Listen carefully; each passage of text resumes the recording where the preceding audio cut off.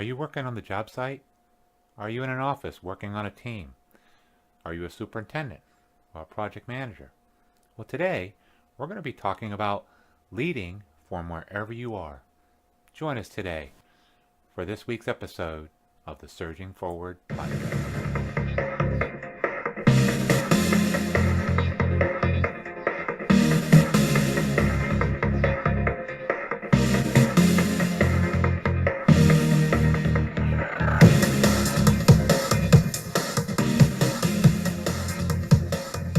Hello, and welcome to the Surging Forward broadcast, where we're helping you to have a positive view in a negative world. My name is David Valentine, and I'm here to help you see the value in the job you do and how you can keep surging forward.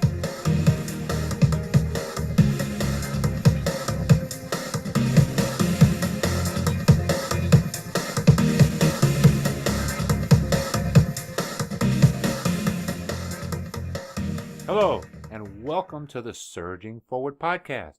Again, we're trying out this video thing again, so we'll see how it works out. And so far, I got a lot of good response from the last one. I want to take a few minutes to welcome you if this is your first time listening. This is a show that provides a positive view in a negative world. You see, I came up from the trades just like a lot of you are still in the trades right now, and some of you are supervisors and project managers. But in teaching the apprenticeship course all these years, I realize that a lot of you guys aren't getting the leadership that they need. So that's why I've decided to do this, to give back to my community and serve those that are wanting to learn leadership skills. So if this is your first time listening, I want to thank you for taking the time out of your busy schedule, especially if you're watching this on video. If you're listening to the audio and driving in your car, well, sit back and relax, and hopefully it'll help the traffic go by a little bit easier. Because that's the one great thing about podcasts. I've really started listening to a lot of them now. So again, welcome to the Surging Forward show. And we are, again, today going to be talking about leading from wherever you are. This is episode number 40. Now, we're already in 40. 12 more, and we'll have a full year under our belts. So that's pretty good, starting from nowhere. 8 months, or now it's almost 9 months ago, I didn't even know what a podcast was. And this has really been a really cool adventure. I want to thank you for all your input and for what you guys have encouraged me to continue to keep doing this. So as I'm continuing to bring these messages forward, I hope that you're going to get a little bit of benefit out of it. And again, just take the time. If you have any questions, feel free to go on my website at surgingforward.com and shoot me an email and sign up for our newsletter. I have a little site there, and we keep people posted every week, or at least I try to get one out weekly. With the podcast now, the newsletters have come out like once every 2 weeks. But just a way to keep in touch, and I'll let you know about some free things going on, and pretty soon we'll get the leadership courses out. But again, each week I try to bring a little bit more insight to help you to be able to succeed in a negative world. So let's get started. Like I said, today we're going to talk about, how things are going in the trade. I know there's a lot of guys working in the trade out there, and they may just be starting out. They may have only been in the field for 1, 2, 3, 5, maybe even 6 years. And you just feel like, I'm not a leader, and so I'll just be a follower. Well, you never want to just stay with the status quo of being a follower. A lot of people think that you have to be in charge to be a leader. So I'm going to be outlining 7 steps where you can be a leader from wherever you are.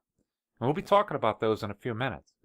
But I want to encourage you that it doesn't matter what level you're at. We're going to be talking about the levels of leadership, whether you're just starting out, or you're working in a crew, or even if you're working in an office area. So it doesn't matter where you are. You can lead from wherever point you are. And we're going to talk about those 7 steps that are going to help you get to that point. And you could start it from anywhere, but you always have to start somewhere.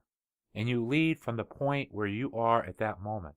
Because there's people that you're influencing around you, whether you realize it or not. You might be influencing them negatively. Hopefully not. We're always trying to stay positive in what we do, but you may not realize how you may have negatively influenced somebody without even thinking about it. Sometimes we get so caught up in our day-to-day actions that we don't think about some of the things we do. And I know the work's tough out there. It's hot in the summer, cold in the winter, but we're always trying to get that particular task done. And a lot of times we don't understand what's going on behind the scenes. So let's jump right into it. Leadership, again, starts from wherever you are.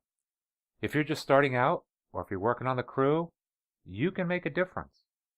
You can provide a leadership from those around you. You can take point and make a difference and influence somebody.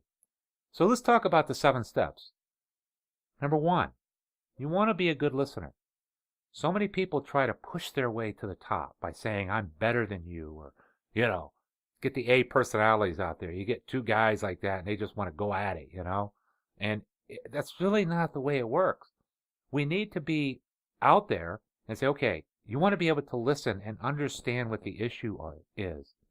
So many times, and I know there's guys out there, because I see it in my class all the time, you have the answer, but you're afraid to step forward and give that answer. So don't be afraid to do that. If you feel like you know what the answer is, put some input out there. Put your name out there and say, hey, help to solve an issue. Because it starts from the bottom. The leaders that are way up at the top, they have no idea what's really going out in the field. I've had the opportunity from going from the ground up. And the only thing that's kept me close to what's going on in the field is, number 1, I teach the apprenticeship program. So that keeps me close to what it was like, so I can never forget where I came from. But what happens with a lot of guys, the further up the ranks they go, they sort of forget where they came from. Well, that's where this podcast is for you guys also, because you never want to forget where you came from. The other thing is, I also work as an inspector during the day. So again, that keeps me right on the job site. I'm right there, and I see some of the struggles that go on. So I understand it can be tough sometimes, but you want to be a good listener so you understand the issue. And that way you can understand what other people's views are also. So that brings me to the next one. Number 2, take a risk. Go ahead and help that person out that you're working with. You see, we're all at different levels in our career.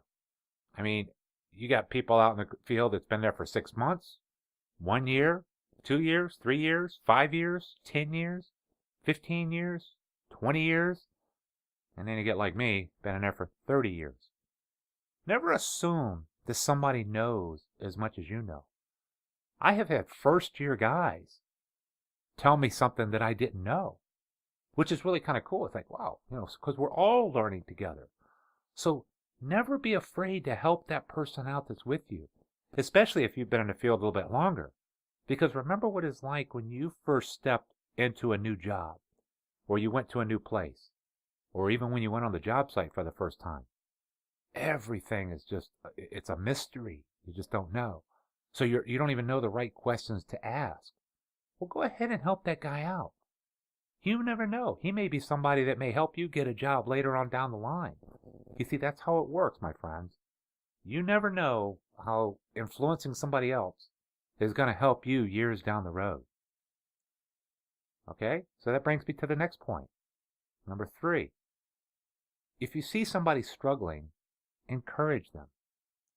Never be afraid to encourage somebody. Always, we all get down times. So be that guy that says, hey, you're not looking right today. You look like you're a little bummed out. Not to mention that it's Monday morning and nobody wants to really be there anyway. But you just seem a little more down than usual. What's going on? So encourage them. Say, hey, we get through this job here. It's not going to be so hard here. If we do this way, it might be a little bit easier. Or I'll tell you what, instead of you going up and down the ladder today, how about if I go up and down the ladder and help you out? So encouragement goes a long way. You never know what's going on behind the scenes in somebody's life. It's amazing. We cover up a lot of things when we go to work.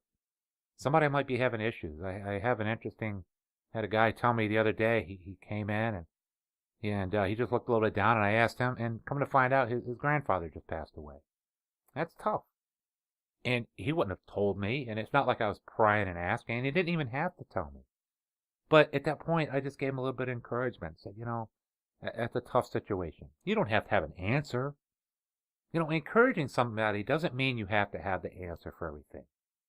And the best thing to do is don't feel like you have to have the answer because you probably don't know the answer. Encouraging doesn't mean having the answers to all of life's problems. It just means taking a moment to listen and saying, yeah, I feel your pain, you know? What can I do to help you out today to kind of make it go a little bit easier, you know? That takes us to step number 4.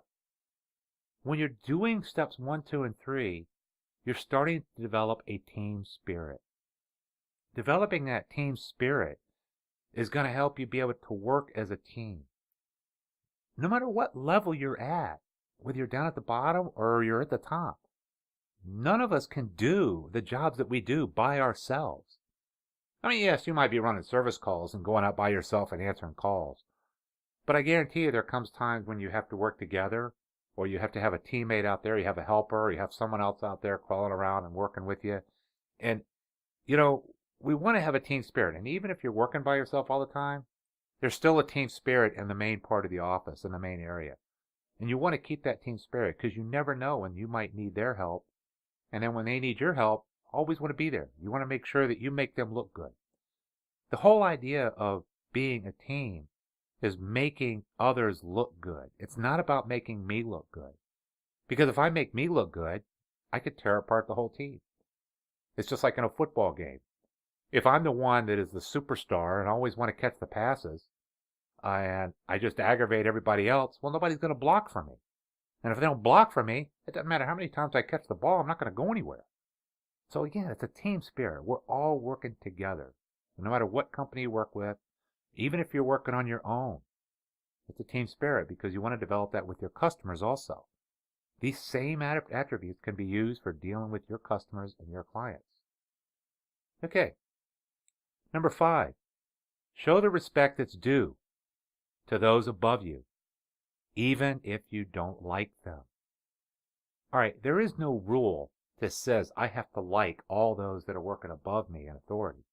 There's no rule that says, I have to be your buddy or friend. Matter of fact, a lot of times it can cause a hindrance if you're a friend of somebody above you. They might make you work a little bit harder sometimes so that they're not showing favoritism. But with that said, you don't have to always like them, but you need to show the respect of the position. And the way I always like to do it, I'm not afraid to give my opinion. I give my opinion when I see a situation on a job site and I say, okay, we need to do this or this or this because I have this particular problem up there in the field. Well, if the person that's above me looks and says, no, this is the way it's going to get done. Well, okay. As long as it doesn't jeopardize my integrity or my safety, I'm going to go ahead and do it exactly the way he said to do it. Because number one, I don't know what kind of meetings he's been to. When you move up to those levels, you start understanding that, wow, I might have already spent 4 hours or more talking about the very same good idea that you came up with, but the people actually paying for the job want it done this way. And I really don't have 4 hours to tell you about all the things I have to do. I have to try to portray a positive attitude myself. So show the respect. Again, even if you don't like the guy. And an old mentor told me one time, you'll learn how to play the game. And so you just got to learn how to follow the rules and move forward. Well, and that brings us over to number 6. Help others to succeed in their job. A lot of times people don't want to help others succeed because they fear that they're going to be taking my job. But don't ever feel that because they may have something to teach you.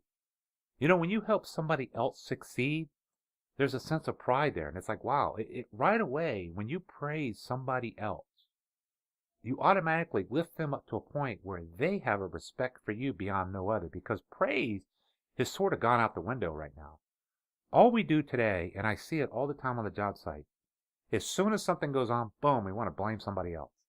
And so many people get an attitude because they get blamed for things that they didn't even do. So they're constantly in a defense mode. We see it on the media. We see it all around us. So help others succeed and don't worry about them taking your job. That's going to only create that little bit of a bond. And finally, number 7, seek out training. And if you can find someone to provide it, take advantage of that. And this is where my offer comes to you. This is what Surging Forward is all about. You see, I'm offering a lot of coaching right now. I'm offering a lot of training.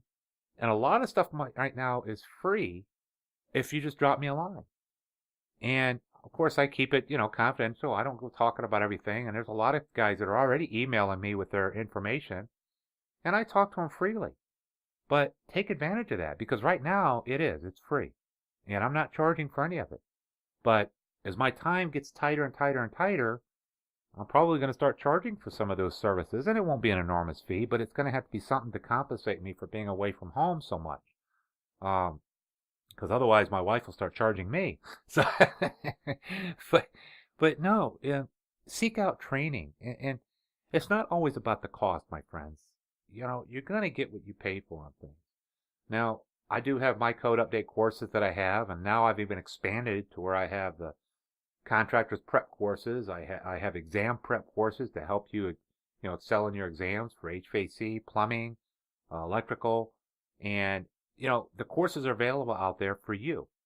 And on top of that, if you ever have any problems or questions, again, I'm available for you to just email me and send me a question. I put my email out there on every one of these podcasts. It's dave@surgingforward.com.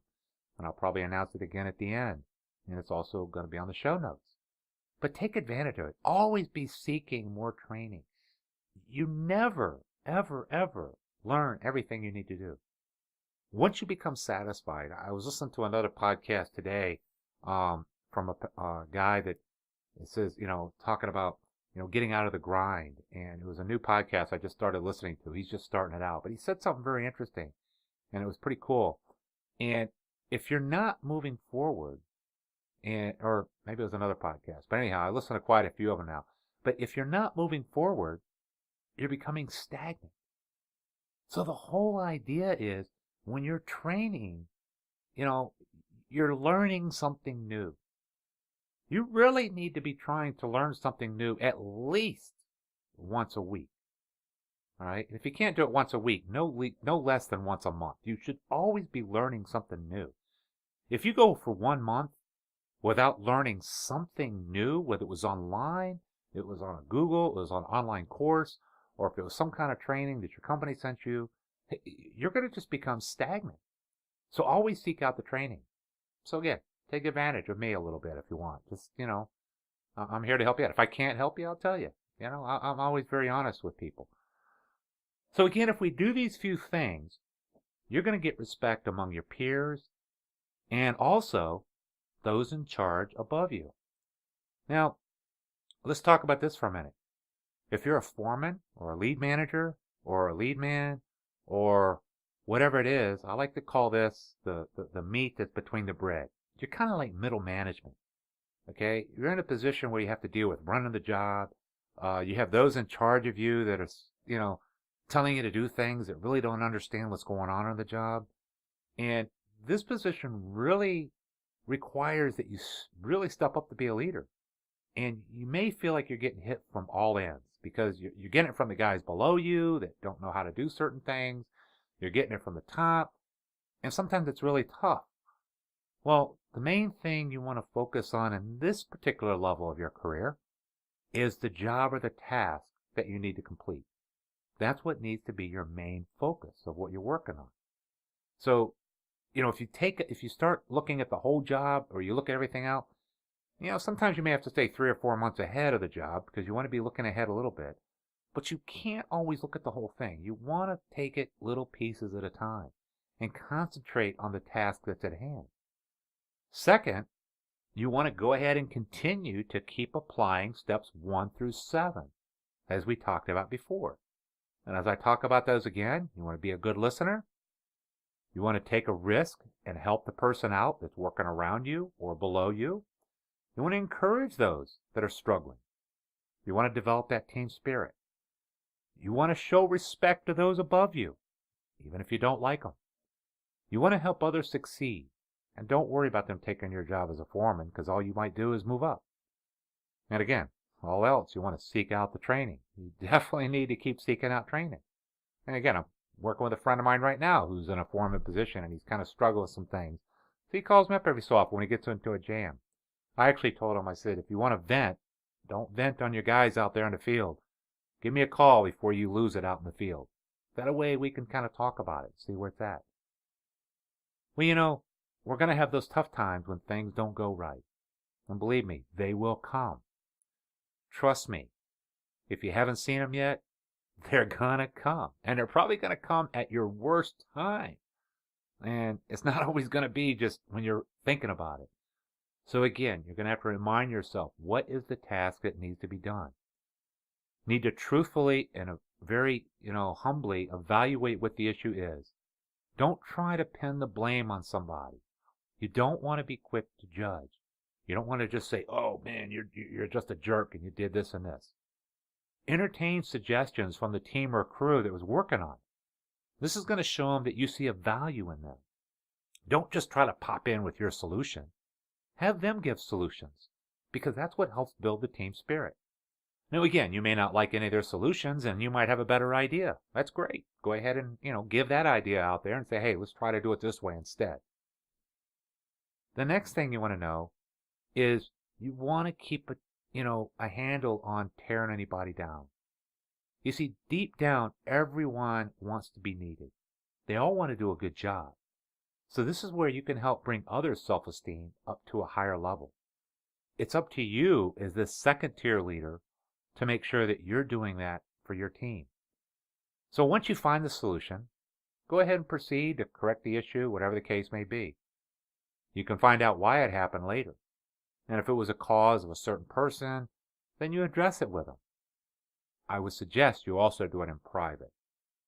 You don't want to be addressing things out in public. You see, addressing issues with individuals in private, that provides them the respect to that person. And others are going to see this also. If you call someone out in public and you humiliate them, well, number one, it makes you look really, really bad. Number two, you're going to lose the respect of the people down around you. And when you dress them down, it just causes discontent to where nobody wants to even approach you anymore. So do it in private. Now, during this time when you're in private, you don't have to chew them out. I mean, not unless it's something that's going on and on and on and on and on. I got to admit, I kind of like the 3 or 4 strikes, you're done. You got to give it enough time. But when you talk to somebody, give them at least 2 praises before you address the issue. And one of the ways I like to address the issue with that is simply ask a question. Instead of you saying what they should have done, ask them, what do you think could have been done to avoid the issue at hand? This allows them with a sort of self-discipline. And you'll find over time what they'll do, a lot of times they'll tell you what the problem was, and what they should have done. Now, once this is done, you could say, yeah, why don't we try to do that next time? Or you can offer other suggestions if they couldn't come up with anything. But based on their comments, again, this maintains a respect for the team. They're encouraged to grow from the issue instead of being ticked off and stomping their feet and grabbing their tools and going home.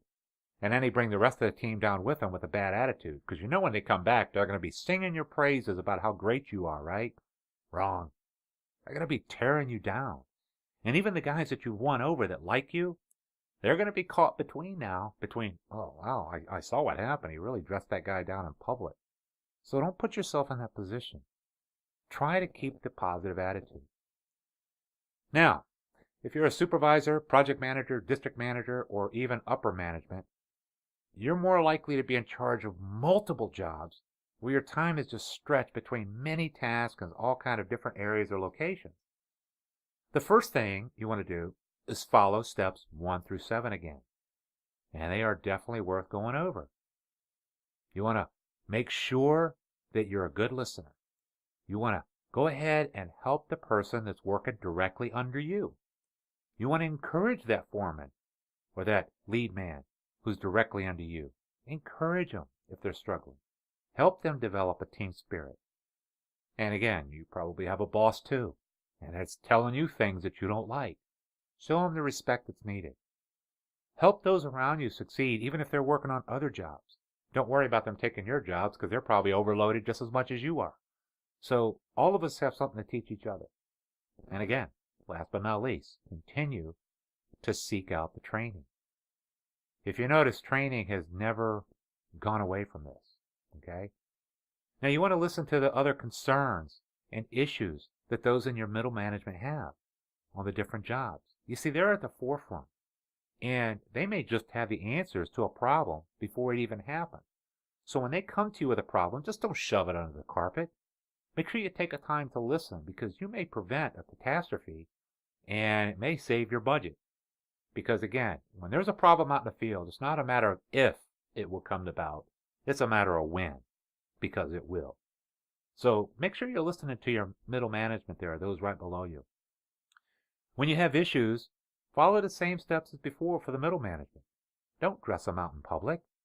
Call them into your office and address them privately, or just take them around the corner to the side. And it's an easy way to deal with the issues there. So the way you manage is going to flow down to the crew level. If you manage in a positive way, the whole team's going to stay positive, because they're going to have that respect for one another. If you manage with the crack the whip, down and dirty, my way or the highway, well, that's how your crew's going to be down below. They're going to be chaotic, wild, crazy, nuts. Nobody's going to care about getting anything done. There's going to be all these battles down at the bottom. So it has to start from you, where you're at.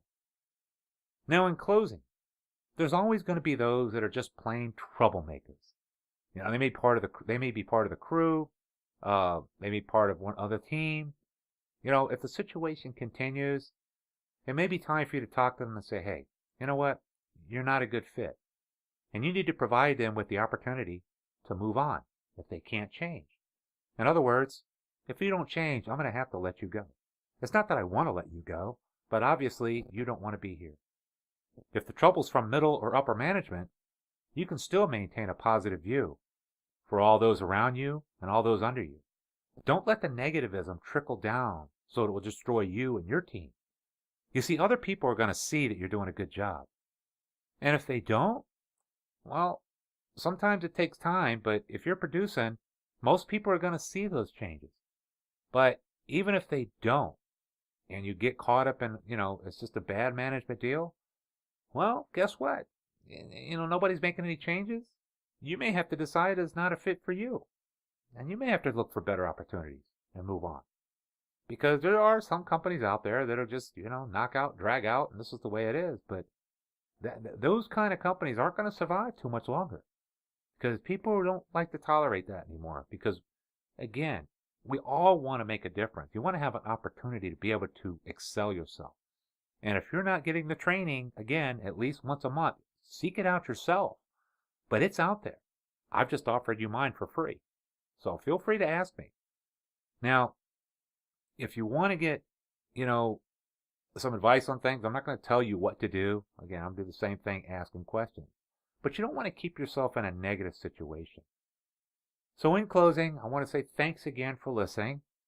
And when you get a chance, check out our website at surgingforward.com. We've made some changes there. So if you're looking to expand your trade, or if you need your CEUs for your license renewal, go ahead and check it out. We have a lot of cool things there now, and, it's available to you. So I just lost my whole thing here. I just lost my whole train of thought where I was going. This has been a long podcast. I've gone on a little bit longer than usually. But again, you check out the website. You want to get a renewal, or you want to get special contractor classes. I'm doing a special thank you for anyone listening to this particular podcast right now. I might put it out later, but if you use the code Surgingforward, number 5, you can get a special 5% discount off of any course. Just put it in the coupon code. When you get ready to check out, you choose whatever course you want, and you do the word Surging5. That's SURGING 5, and you're going to get a 5% discount on any of the courses that are out there. This is just my way of saying thank you for allowing me to serve you on a weekly basis. And be sure to tell a friend about the podcast. Help them along in their career. And, tell them what a podcast is. Whatever podcast app you're using to sign up on, show them how it's done. On their way to work, they can listen to podcasts. I've got 40 of them now. This is the 40th episode. So there's almost 40 hours of, well, not quite 40 because I keep them at 30 minutes. So you've got almost 20 hours of stuff that you can listen to that's going to be a positive motivation to help you in your career. So help me pass the word, especially I'm trying to get out the tradesmen there. Also, don't forget to subscribe. If you happen to be on iTunes, leave us a review. iTunes is kind of the big guys here, but either or, the reviews aren't a big thing for me. Listen on your favorite podcast app and show a friend how to use a podcast. So, again, if you have any career issues in the field, or you want a second opinion about something when you're stuck in the middle, feel free to give me an email to Dave@surgingforward.com. So, my friends, I think I've gone on long enough on this one here. I want to thank you again for the privilege to be able to pass on a little bit of what I've learned over the past 30 years and pass it on to you and to my fellow peers. And I want to thank them and all my friends who have encouraged me to keep surging forward. Stay safe, my friends, and God bless.